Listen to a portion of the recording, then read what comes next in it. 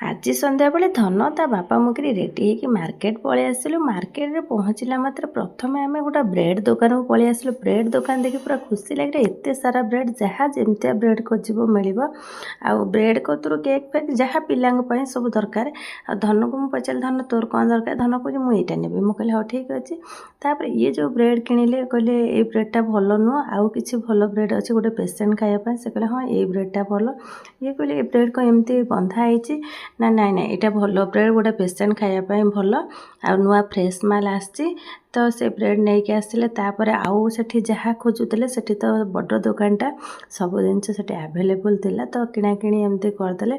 तापर हड़ू किणाकिणी सरला आम कहलु पलि जीव शीघ्र कहीं से टाइम आसी 8:30 टाइम आम घर बाहर के आसिलु। तो आम सब किणाकिणी सरीगला। तापर आम गाड़ी कति पलि आसलु। गाड़ी गोटे अलग जगह रखीलु। तापर गाड़ी रे आसी सारापर आम माने टिके टाइम लगिला आमको नर्सिंग होमटा खोजा कि पाखे केबे जाइनु बोलिकी जानिनु। तो आम देख नर्सिंग होम बाहर आसी पहुँची गलु। तो माने बाहर लिखाई नर्सिंग होम ना, तो देखी आम जापाइलु। ता भितर सेठू आम बाहर की गलु।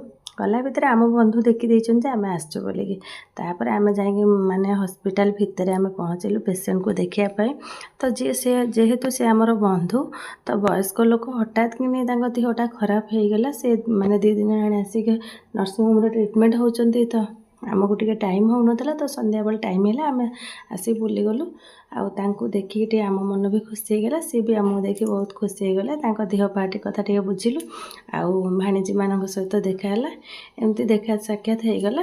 तापर आम घर को पलि आसिलु। वीडियो भल लगे लाइक करिए, मो चैनल को सब्सक्राइब करदे। जय जगन्नाथ।